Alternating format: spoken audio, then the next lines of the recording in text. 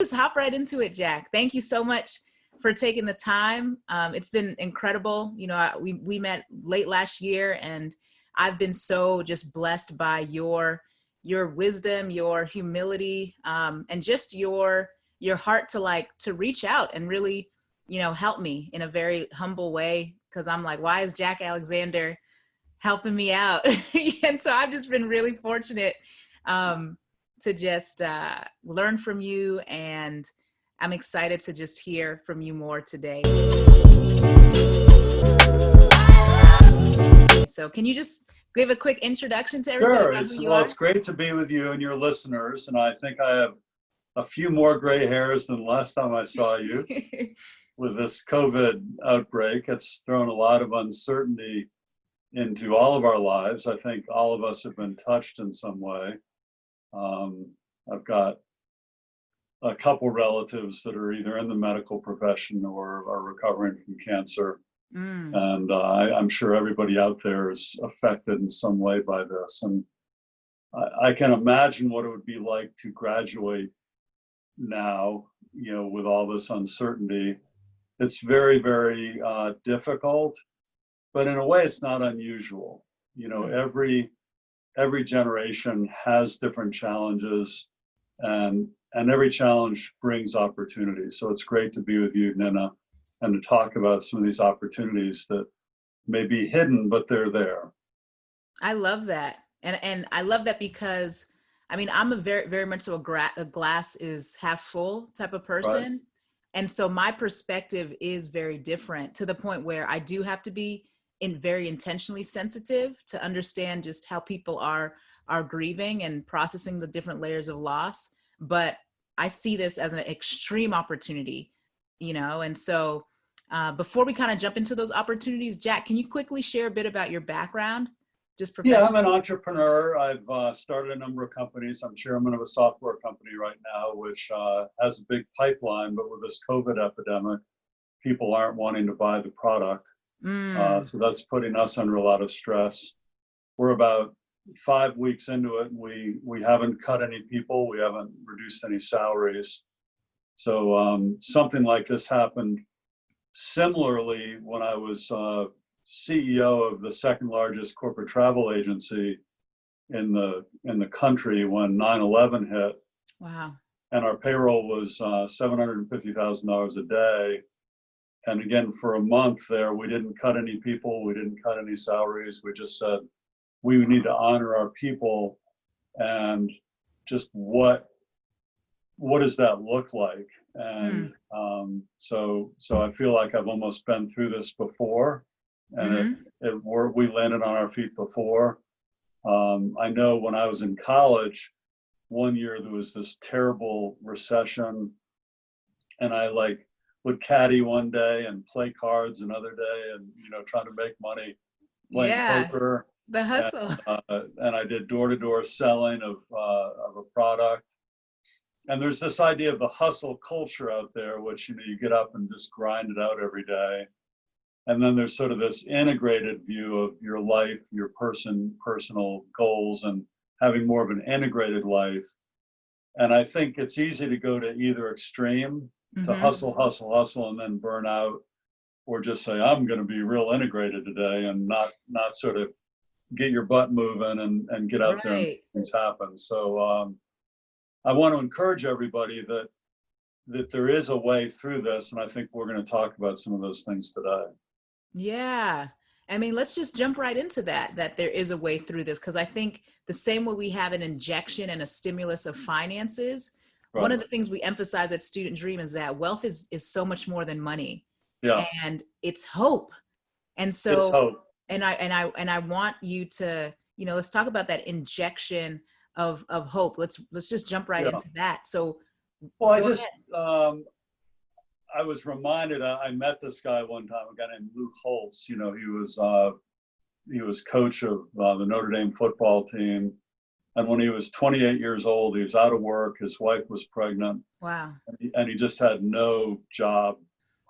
He was unemployed. And he sat down and wrote a list of 107 goals. And so the first thing I want to talk about was goal setting. And Holtz now, I think he's in his 80s now, but he's met virtually all of his goals. He had a goal when he was unemployed assistant football coach to be head football coach in Notre Dame. That was one of his 107 goals, and he ended up getting that. And so I love that. To me, when you set goals, I love the name Student Dreams, because you're dreaming, but see, there has to be some reality and some dreaming. And what I encourage people to do is think of who are the 3 people who are closest to you in your life. It might be your mom, it might be a best friend growing up, it might be a teacher or a coach who was special to you. But go to each of those 3 people and say, what do you see in me? And 5 years from now or 10 years from now, what can you picture me doing? Wow. Because here are these people who know you, they love you. And I wrote a book, it was my first book that came out, and I talked about this whole idea of capacity. And our world gets tripped up on the term potential. Potential is what can Nina become? It's all about Nina. But see, capacity is about you and your community. Because sometimes your potential is actually reached by interacting with people in your community. And so by interacting with these 3 people, you're inviting other people in to speak about who you are, what you're good at. And also part of capacity is knowing what you're not good at. And I remember my first job, people said, you're not good at managing people. Mm-hmm. And so I got this on a couple rating forums. And so then later in my career, I got a job where I had to manage people. And I thought, oh no, I'm horrible at this. Right. So like if you were working for me, I'd say, hey, Nina, how do you think we should approach this problem? What would you do? You know, I totally took a different approach because I was told I wasn't good at that. And the things I started managing really ended up going well because I really thought I wasn't good at it. So it's funny that even your weaknesses, if you're aware of them, you can sort of compensate. And in that case, where I started involving other people in problem solving and not trying to boss people around and everything, people started to enjoy working with me. Interesting. And so this whole idea of capacity is something you can think about. It's something that the people who are closest to you can speak into your life and just sort of get a profile. Like I remember my first job, I was an accountant. And I did this and I thought, I'd really like to be a negotiator, because negotiating is part solving problems, solving different difficult situations, and it involves numbers sometimes. Right. So I was good at numbers. And I had this idea of being a negotiator, and within 5 years, I had negotiated $500 million of real estate. And within 20 years, I had bought with other, working for other people, but bought over 40 companies. Wow. And I sometimes I'm a Christian, so sometimes God can put an idea in your mind. Absolutely.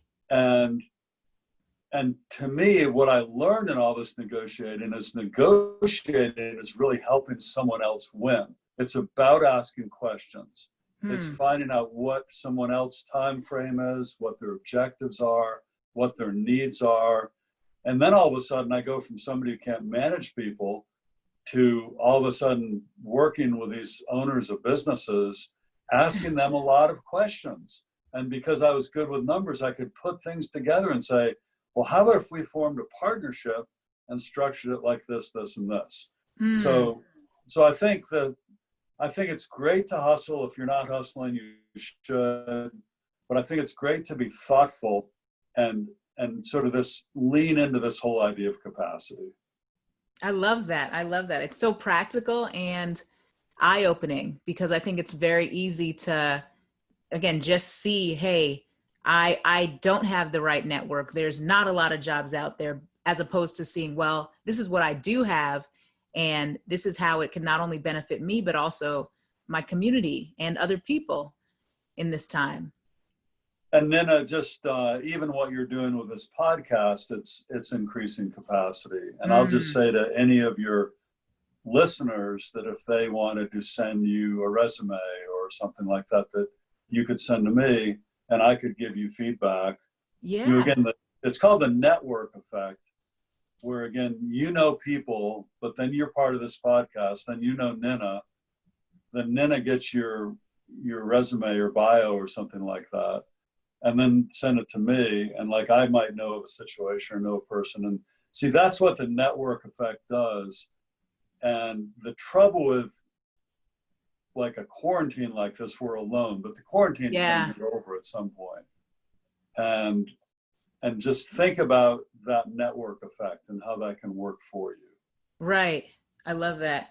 And just to quickly kind of go off something you just said, you said it's important to know what to be thoughtful and to know what you're not good at. And we're in a time where I want to help our kids think about the long-term view, right? Be prepared for what the world is going to look like, what the economy is going to look like 2 years from now, 5 years from now, 10 years from now.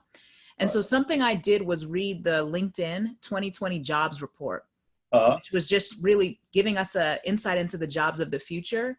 And at the top of that list were things like AI scientist, robotics engineer, software developer.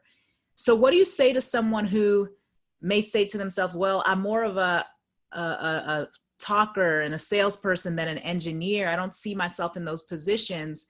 How do you speak to that?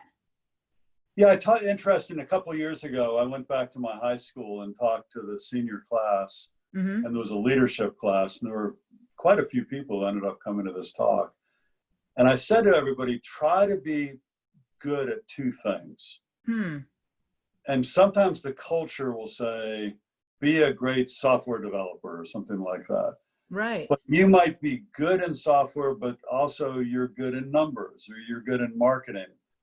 And in over 40 years of business right now, I've found that in the marketplace, it's better to be a B at two things than it is to be an A at one thing. Interesting. Because there's only so many people who are A's. And literally, I just had a big class reunion I went to, and I saw these guys who were number one in the class, number two in the class, and they had very narrow careers. And the people that were good at more than one thing, I think were more successful. A beautiful thing also about is knowing what you're good at. I'll get to what you're bad at in a second. But when you know what you're good at, I remember my first job change after I got out of college, I got ushered into this huge office, and there was some 70-some-year-old guy sitting there, and he was sitting there and his arms were crossed in his chair. And I made up a little sheet, and I said, if you hire me for this position, these are the problems that I can think I can solve in your business. I basically was making a promise. These are things that I can help you with. Right. And I think sometimes people can look at a job about what they can get out of it. But this guy had said he had interviewed like 15 people, and he says, I want to hire you. Wow. And I think it was because I had done research on the company. I mean, in this case, it was like a 60 or 70-year-old company. And I knew that at this time they were all manual. You know, they had manual records. They weren't automated. And so I knew that I could convert them to be automated. So I'm really showing how old I am now. Forever 21, Jack. Forever 21. But if you just put yourself, because I have a saying that business is a promise, and that everything you do in business, you're making some sort of promise to someone else. If you go to work for my company, I'm making a promise to pay you, treat you fairly, give you a good work environment. You're promising to show up, work hard, but part of it is solve problems. I need right. You. And I had a conversation with a young man I mentored the other day, and he said, I need you to, he wanted to buy Tesla stock. Yeah. and it's like $700 a share. And he says, I need you to lend me $700 so I can buy some Tesla stock. And I said, well, have you asked your mother? His father's died. And my father died when I was quite young. So one of the things I do is mentor young leaders, young men without fathers. And I said, what's the market capitalization of Tesla? And he said, 1,000. He didn't even know and he was trying to fake it till he could make it, but guess what? He didn't make it. He didn't make it. He didn't make it. He faked it, but he didn't make it. Right, man. It's funny. Sidebar. I really don't like that phrase, fake it till you make it. I know. I don't like it either. I get it, but I'm like, there's just. And so I said to him, well, if I lent you $700 and Tesla went down, how would you pay me back?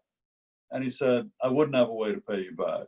I said, well, I'm not lending you the money, but there's something called master classes. And I said, if you want to take a class on master class, I will pay for your class on investing, because I'd rather instead of this gut feel, I have this gut feel Tesla stock's going to go up. Right. If you don't know who their competitors are, what their balance sheet looks like, all the things you need to do to. So in that case, because I'm in a relationship with him, I could come alongside him and mentor him and say no, but say, I can help you. But see, in a job interview, if you try to fake it till you make it and you don't make it, it's a promise. You're just done. The person's not gonna. And if you say, one thing I don't know much about is investing, but I've set a goal in the next year to take a master class on investing. See, then you're telling me what you're not good at. And so my view of you goes up. I'm going to have a higher view of you because you know what you're good at and what you're not good at. And for decades, I've asked the question in interviews, tell me about some of your weaknesses. And people would say things, oh, I work too hard. I know. That sort of. Because we're afraid. I feel like we're afraid that if we're vulnerable, with our weaknesses, I think especially there's many people of color, right? You feel like the odds are against you and I have to work even harder. Let me not tell people what my weakness is, because that's going to be used against me. Yeah, exactly. And so I find it's disarming when somebody says, like in my case, like if, I've struggled managing people, but these are things that I've learned. Yeah. And so I'm when I approach people now, I'm taking a much more humble approach, and I ask a lot more questions than I used to. So again, that would be very honest. I've been told in the past I'm not good at managing people, but I've learned some lessons, and now I feel like I'm growing. Yeah. So I'm not saying like I'm great, hire me and I'll knock it out of the park, but so there's ways of being vulnerable. One of my favorite YouTube, it's been seen like 10 TED Talks, Brene Brown, where she talks about vulnerability. Right. And so there's a way to be vulnerable that is sort of enchanting. And it's like, here's somebody who knows themselves. And if you look at the crash in 08 and 09, it was all these smart MBAs that caused the crash. Wow. Yeah. So to me, people who actually run companies want people who are bees, who care, who want to live complete lives, want to be authentic, want to have integrity. There's just a lot of things that go into being a good employee. And so the idea of being a good person is very, very important. When I was in college, the first job I got out of college was with the #1 accounting firm in the world. I was in the bottom half of my class in college. So I'm interviewing with the #1 accounting firm in the world. I'd taken one accounting class, gotten a B on it. Yeah. And in my senior project, there was something back then called the generation gap. And I was doing this project of surveying students and their parents and asking them the same questions and what do you think your child, how do you think your child answered that? Or what do you think your mom or your dad, what do you think they answered that? So then statistically, I was trying to like measure this generation gap. And the guy in the interview was so fascinated by this senior project, he made me a job offer. And here I'm in the bottom half of my class with a B and one B. And so how you think, what you care about, like this guy was intrigued that I cared about how two generations related. Interesting. And that fundamentally has nothing to do with accounting. I mean the statistics part has something to do with numbers. But again, if you strive to be an authentic person, an honest person, a vulnerable person, there's just actually not that many people like that. You know, so That's so a in fact. so in a supply and demand situation, the more you think about something like that, because that guy might have interviewed 10 people during that day, and 8 of them might have had better grade points than me.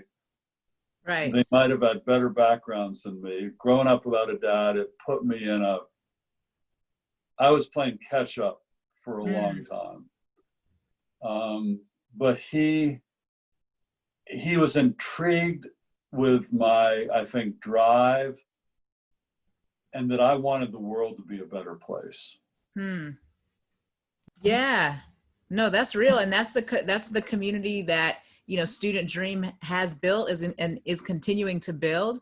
And so I think that's a perfect plug for our membership program, right? So, you know, I think that's great. And if you have assessments or something like that that can help people see what they're good at, yeah, but also other people that they can meet in your program that, you know, like I think Steve Jobs met Wozniak in like a class in college or something like that. You know, and they started Apple Computer, and Jobs became more famous. right. But Wozniak was actually The one who built everything. the wirehead who was like building the first computer. And so I think just who you meet up with really can matter. No, that's an excellent point. And that's something that we're going to really emphasize. Like for all of you listening, ask yourself, man, who is one person, 2 people, 3 people that I really connect with, and we have complementary skills that we can work together in this time. And I think you can definitely find those people in the Student Dream community. So if you're not a part of it, sign up today. In the show notes below, you'll see that. And so I guess as we're wrapping up, Jack, I'd love to hear from you just kind of thinking about investing right now. So for the students, we're training our young people to build wealth holistically. And we do look at that financially, with personal finance being that foundation. So a lot of what we just talked about dealt with that. But then also we talk about investing in entrepreneurship. And for the young person who has 40, 50, 60 years until they retire, this is potentially a huge opportunity for them to invest. Right.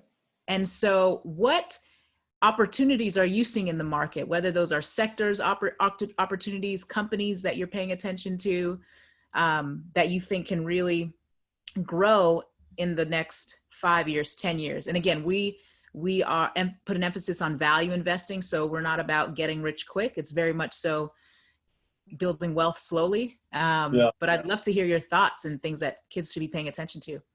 Yeah, I think, well, again, I told you earlier, I'm a Christian, so anything I invest in has a lens of how's it helping my fellow man.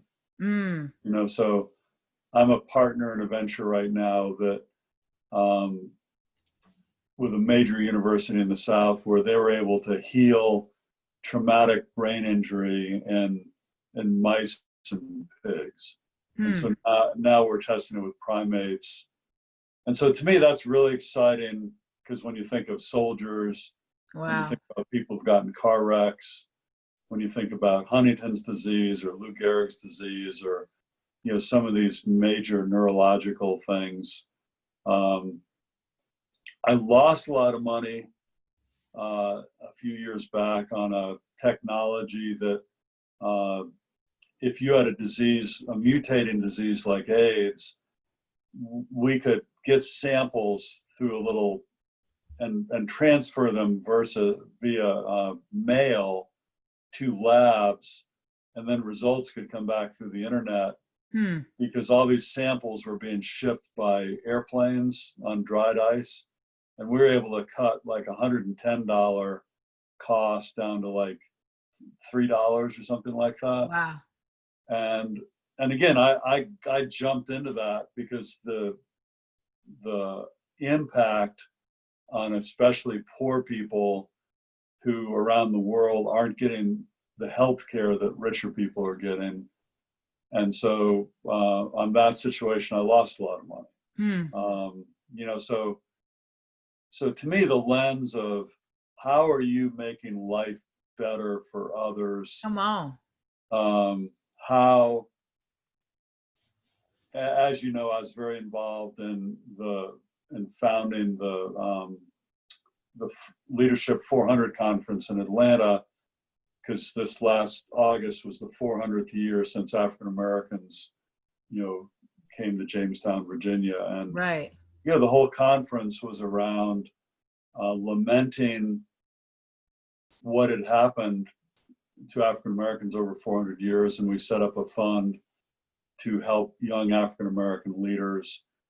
And so, to me, I'm just drawn to things of if, for example, the racial situation isn't where it should be right now, what can I do about it?